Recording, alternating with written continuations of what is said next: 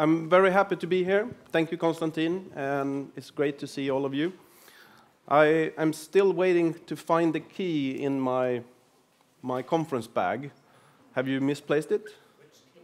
For the car? Oh, we didn't get a car when we were... Okay, I'm sorry. Yeah, okay. So my name is Håkan Forss. I'm currently a lean consultant in Stockholm. But I will start with this quote. We are what we repeatedly do. Excellence, then, is not an act, but a habit. And I've always thought that this quote came from an older gentleman, but I've been informed that Will Durant is the one that actually made this quote. And I think this is really what some of the lean things that I've been exploring is really about. So who am I? I'm Håkan Forss. I'm an agile coach. I used to be a consultant, but I will, in the coming few days, become an internal agile coach at the company that makes the casual gaming stuff like Candy Crush and so on, which is very, very exciting. But enough about that. My background, I'm coming from a software development background, product development background. Been doing Agile, Scrum, and XP for probably the last 14, 15 years. The last few years, I've been gravitating more into lean and what we in the software industry call the Kanban method, which is really a learning method for how we improve our systems, and flow. I'm a passionate cyclist. I'm not very good at it, but I find it enjoyable, and especially going uphill, crazy as I am. But that's really, really fun. I also enjoy barbecue, and I've actually had a few of you here to enjoy it, maybe. I'll also try to improve on that side. The big disclaimer. So, I'm a huge Lego fan, as you probably noticed already. I have never worked for Lego Group. They are not sponsoring this talk in any way. They haven't provided me with any free products or anything, and they are not endorsing this presentation in any way. Just to get that out the door. And who built the model? Well, I built most of the model with the help of my son, and some of the pieces here I actually borrowed from my son. That was 4 years ago, and now he's getting tired of me lending it all the time. This is another quote that I really like. You can act your way into a new way of thinking faster than you can think your way into a new way of acting. And I'm really experienced this as a coach and a teacher teaching the lean way of thinking. I think we have to do it to really experience it and learn it.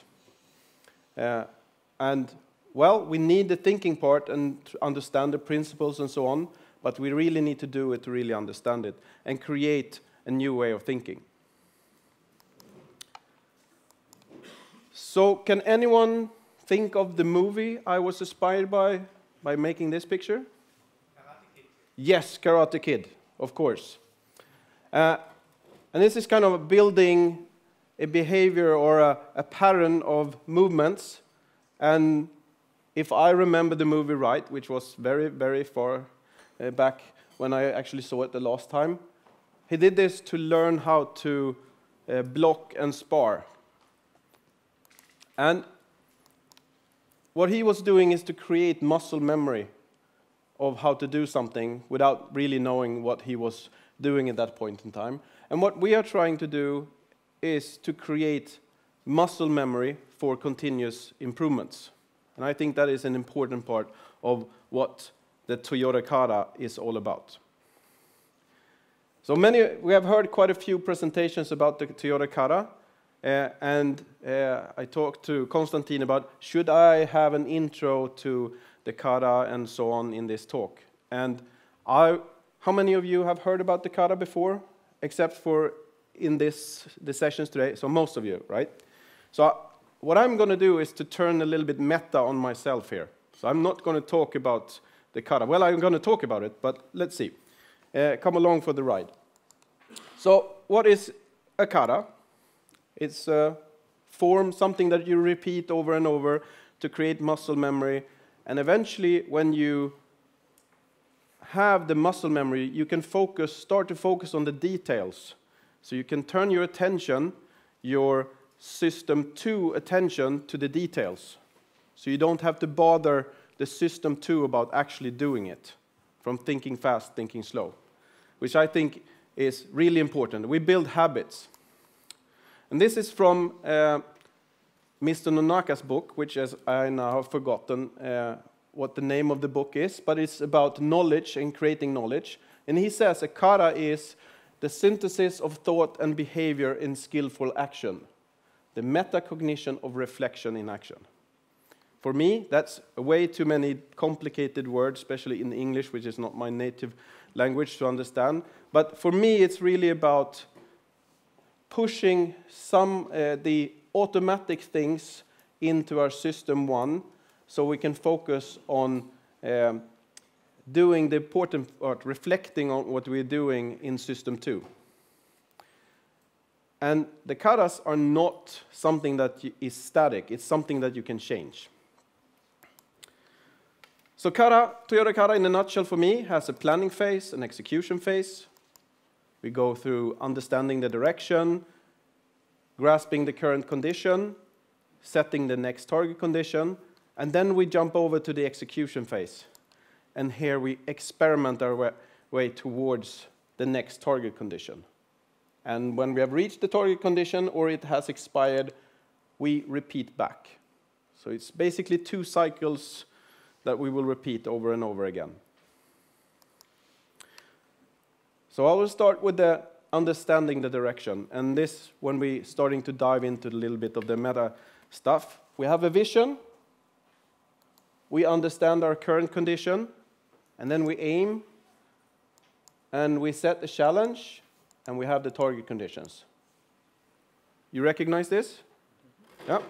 So when I did my training about kata, I basically used this picture, and I saw my software developer people that I was talking to, their eyes glazed over, and they couldn't really understand it. So how could I then change this so they can get a little bit more grasp of what it is? Well, I started to think about how to use storytelling, and how do we use stories to convey something that is a little bit more complex.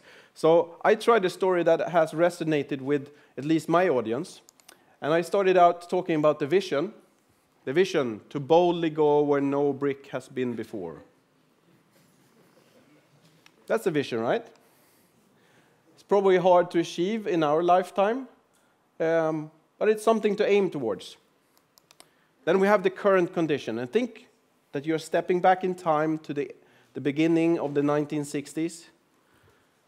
We are at Cape Canaveral, and we have the rocket on the launch pad, and we are actually able to get it to lift. And what we want to do is to have the next target condition would be to have, someone set out the challenge. And who was that at the Rice University? Yeah, he said, we should go to the moon. We choose to go to the moon at the end of this decade. And the other things and so on. But it's really a challenge. And it was a hard challenge, and they didn't know how to achieve it, but it was a challenge. So we set the target condition. We want that rocket that's on the launch pad to be able to lift off without exploding. We want it to get into space, orbit the Earth. Maybe next thing we want to do is to have the astronaut be able to go outside and then go back in and survive. We want to go to the moon without landing, and then eventually we want to land on the moon and get back again. So by using this kind of storytelling, it was much, much easier to convey the message to my fellow software developers.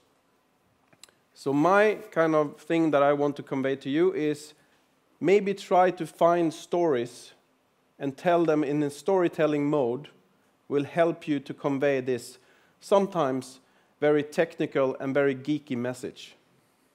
And using Lego, of course, helps. And it's a lot of fun, especially with technology people. So I will skip over a few slides here that would potentially show you a little bit about the rest of the KATA stuff and jump into what I think my talk should mainly be about, and it's Toyota KATA in knowledge work. And if we then step into a factory, maybe Porsche factory if we were allowed in, I've been at least into 2 factories, and when I see something like this, even me, that is a software guy, I can start to observe what's happening. I go to the Gemba and I can see.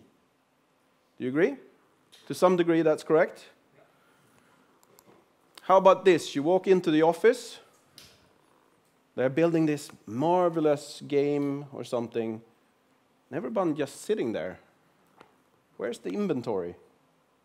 Where's the waiting? Are they actually working or are they on Facebook? We don't really know. So what we need to do is to make the work itself visible. So in knowledge work, the first thing I typically do is to try to take the work and make it visible. And one of the easiest ways to do that is post-it notes on the wall. It will help you to start see things. The other thing, especially when you do product development, is that everything that goes through your line is not the same car or a similar kind of car model. Everything is a shiny new challenge or a shiny new thing. So everything feels different. We are not repeating anything. We're doing the new Candy Crush, just as the next Candy Crush level. It's not same thing as the previous one. So what I found is that we need to shift our focus. We need to shift the focus from local awareness and thinking about the things that we do just in our small team environment and playing this cone football or soccer, depending on which part of the Atlantic you are from. Have you played this game? Anyone tried it? Not even on a bachelor party? So it's extremely hard to actually find the football, and then trying to get it into the goal is even harder. So what we want to try to do is to kind of take the cones away and have a global awareness of the bigger system. So we want to create, in this case, this is from a team that I work with, we need to understand not just what the team is doing that you will have on the local board, but you need to have a global understanding of the bigger system that we are part of. And when people get this, they start to see that they are working on something that is actually repeating. And of course, the things that we do have high variation in both in content and cycle times. So we don't typically do the same thing over and over again, because if we would do the same thing over and over again, it would just be copy and paste, and then we were done. In software and product development, we are doing new things all the time, but we are repeating a learning pattern.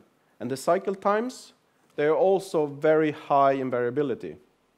It can go from days to weeks, months, even years. The cycle times are long and lead times are long. We are talking about days and weeks or months or even years. So it's not very easy to go to the Gemba and actually observe. You have to fit the information. You have to collect historical data. And this is not always that easy. And the tools described in the Lean community is not always showing you how to do this. So we need to shift the focus. We need to shift the focus from talking about and focusing on what we actually are doing towards what is not progressing. What is the things that are not moving forward? What is waiting in the queues? And take the focus on that instead. because there's too much variation in many cases in the actual content. So shifting your focus to this typically help you to improve your way of working. And then you can use techniques like taking the blockers you have and build Pareto diagrams or things like that to build an understanding of what is generating lead time in the system. And in most cases, software developers and software development organizations don't have a clue. So doing things like this will typically help them quite a bit. Instead of working harder, we're just working a little bit smarter. And we can think about the blockers and the impediments as the gold and gems in how we do improvements. This has really, really helped us when we are doing improvement work in software development. This picture is probably something you have seen before. Not in a Lego version, maybe. So this is my Lego version of it. And this is typically what I see in most organizations when I come out and meet them. They are too busy. They don't have time to stop and reflect and see if they can improve. So once again, we need to shift our focus. We need to shift the focus from the workers and what they do to the work. We should follow the work, value stream mapping and all that. If we focus on the work and how it flows through the system, it's much, much easier. And it helps us to see how we can improve. And it's not uncommon that in most organizations you will see, especially in non-manufacturing settings, that people are planned to 100% capacity. Do you recognize this? I see a few nods. Or even worse, over 100%. So when I went to Ericsson and we talked about this, and they kind of, well, of course we need to work at 100% capacity. And then you ask them, so when you build a radio network transporting data from one point to the other, is that a process of moving data? Yeah. Would you plan the utilization of your radio network to 100%? Of course not, because then nothing will go through. Exactly, and we have exactly the same problem.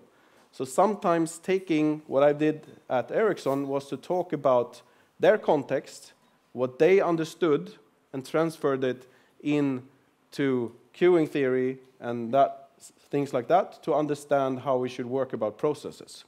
So what we typically want to do here is to reduce the planned utilization and create time and space for improvement work. Because when we have time and space for improvement work, we can start to actually improve our capability. But you need to create that first. Otherwise, it's more or less impossible to actually improve it. And this is the leader's role in the organization, to try to create this time and space. And I can't remember who said it, that the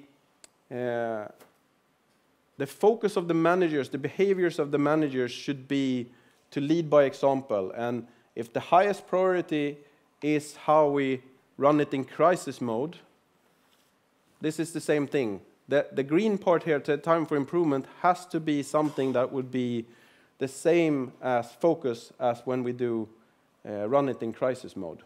And I think that is really, really important.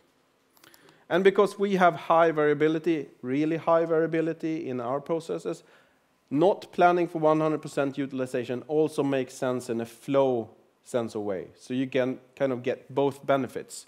The slack or the lower utilization rate will help us to both do the improvement work, but it also will improve how the processes run themselves.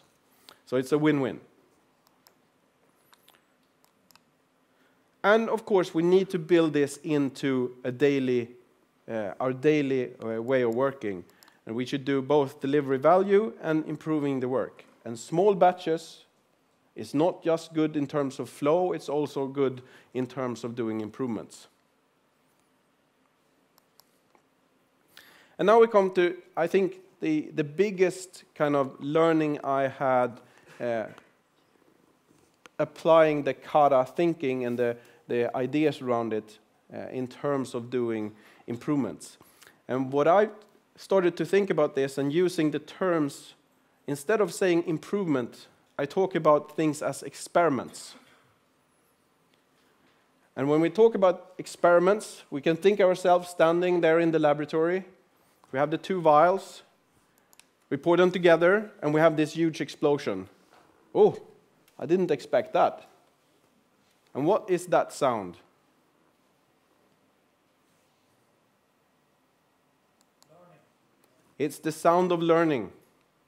Because if we pour it together and that was what we expected, we haven't learned anything. We're just late doing it. So this is the sound that we want to actually encourage in the organization.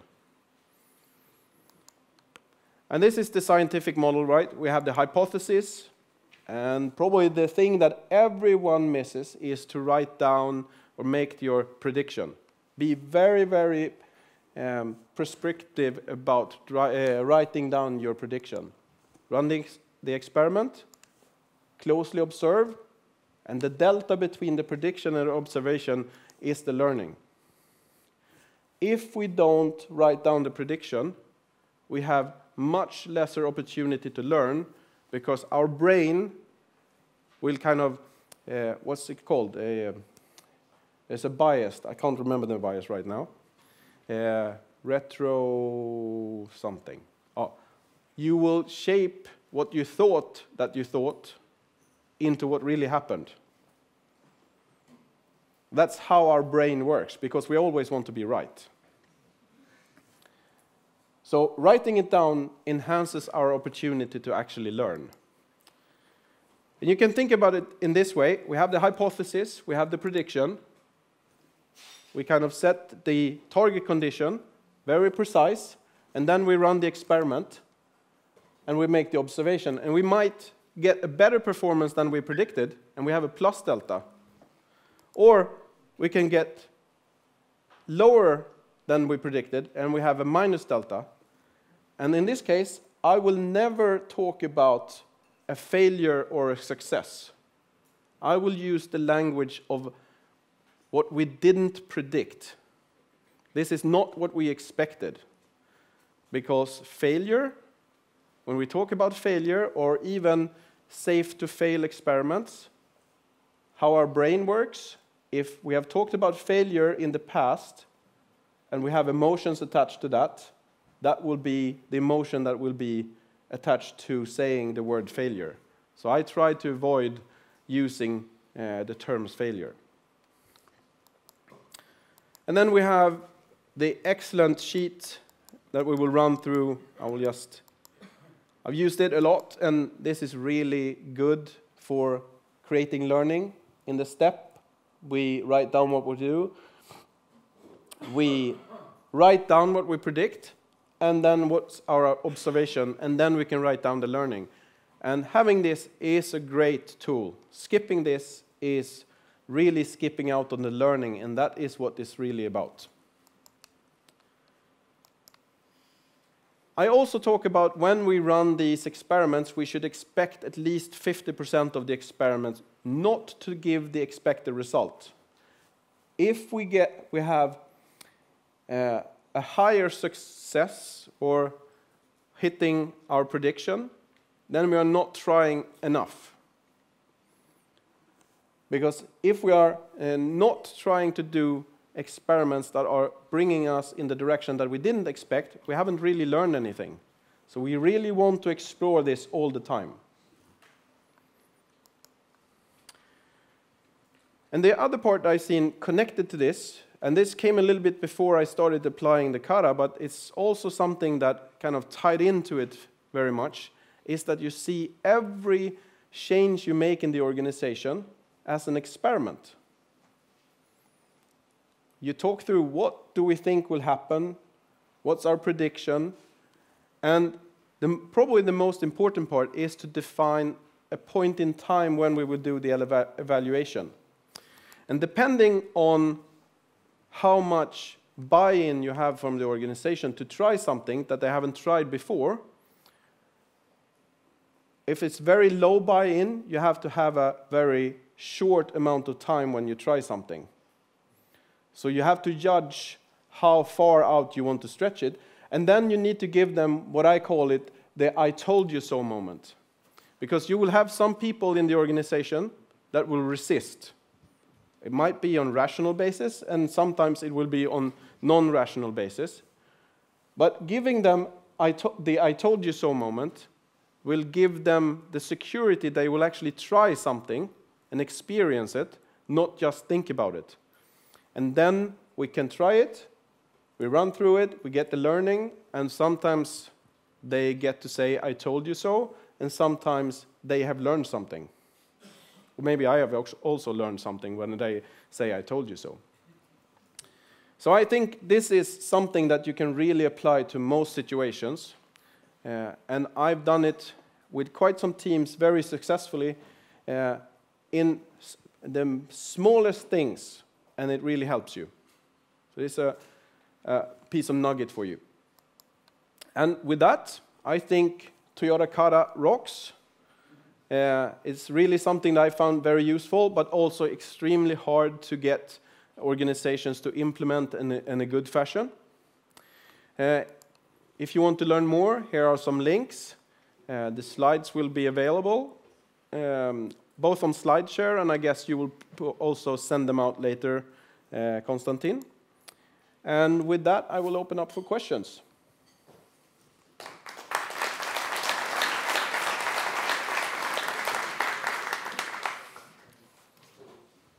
I have a question over there, I think.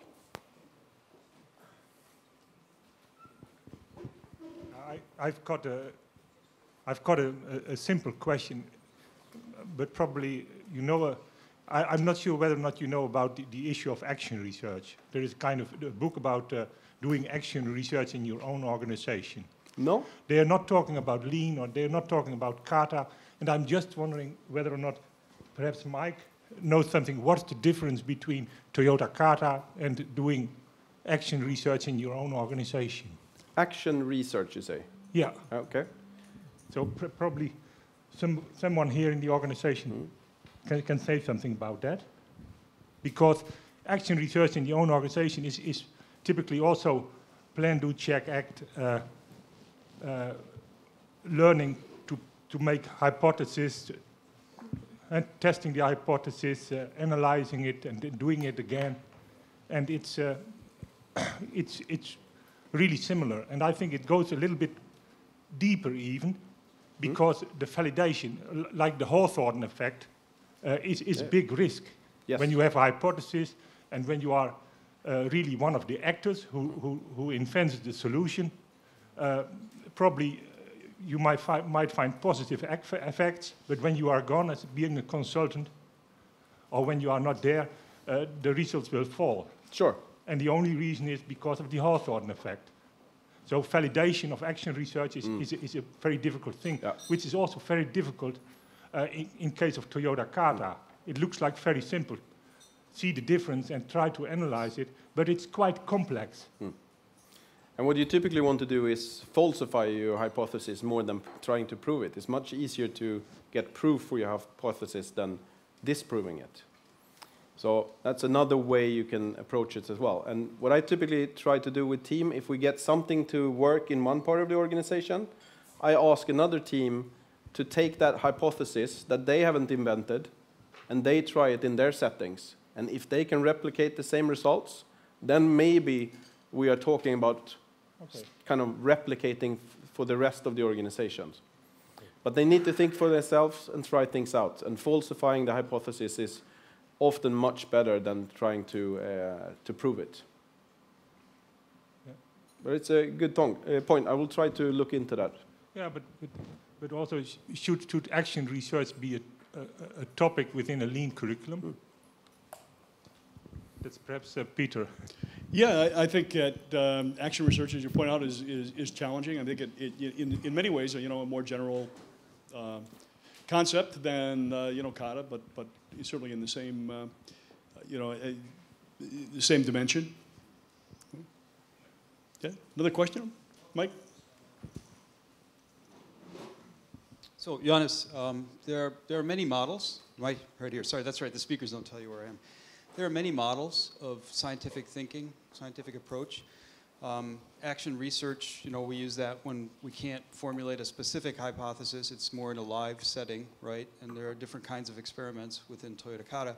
But I think the cool thing is that there are many different models of scientific thinking, entrepreneurial thinking, creative thinking, design thinking, whatever you want to call it, and action research. I think you're right. It's another model. And we can focus on what the differences are between the models, but what I find exciting is that there are all these models talking about roughly the same thing, and we could at least infer, I don't know, Peter, hope might be a better word, that humans may actually, we may be in the middle of humans coalescing around a more scientific or empirical way of thinking. And the fact that there are all these models that are all slightly different, right, and this is one, is actually kind of a neat thing. That it's kind of going on. Who knows, maybe 100 years from now, people will look back and say, yeah, humans made a little bit of a movement forward. They didn't just operate on their first impressions. They actually began to operate more scientifically, perhaps because they needed to. You know, we have some significant challenges. So maybe what you're pointing out is a marker, I don't know, we're in the middle of it, so it's hard to tell, a marker of broader interest and activity in scientific thinking. Among humans as a whole. If I could, and Håkan, I don't want to take your time, but just, you know, I think the fact that we have competing models is a really good thing because it drives us to, you know, better and better process. So back to you, Håkan. Absolutely. And I think I've done... If we view them as competing models, we're screwing ourselves. Forget the competing models thing. They're all the same. Yeah. Okay, this one's a little different. We got to get rid of that word. They're not competing models. They're all talking about the same thing. Yeah, they're all talking about the same thing, and there's pick one. You know, And the point is that if you know what emerges as is the one that works the best. And we're still in a phase where and we're discovery. I completely agree. And we're in a phase where people are still saying, "Oh, I have the right model." You know, the KATA model's wrong, or the action research is wrong, or whatever. And until we get off that as humans and say, you know what, they're all kind of the same, just pick one and run with it. Don't let perfect get in the way of better. Then we can do, Giorgio, you're nodding and you're reminding me of your ad hoc comments at the end of your talk. Then we can get to what you were talking about. The incredible potential in the young people that we look at. Just one more thing. I don't like the competing model idea. And it's not... Peter, I'm glad you brought it up. No, I'm glad you said it. But the idea of the competing model is something that, you know, science has required. Right. You know, for hundreds and hundreds of years, right? So when we're talking about scientific method, you know, without the notion of competing models, you know, we're shortchanging ourselves. I'm in agreement with you about we should celebrate. You know, it's not that... And so there will be more models, and people will come up with better models, and that's cool. They shouldn't stop doing that. I agree with you there. I agree with you there. But if we, at the same time, think, well, is it this model, or is it this model, or is it this model, then I think we start to chop ourselves into little pieces. Yeah, you couldn't agree more. And Håkan, we're just leaving you as a bystander here, so we should... It's perfect. We have discussions, right? We're learning. Yes. That's the whole purpose. And whatever model we pick, as long as you use Lego to talk about it, I'm fine. And thank you. Thank you. Thank you.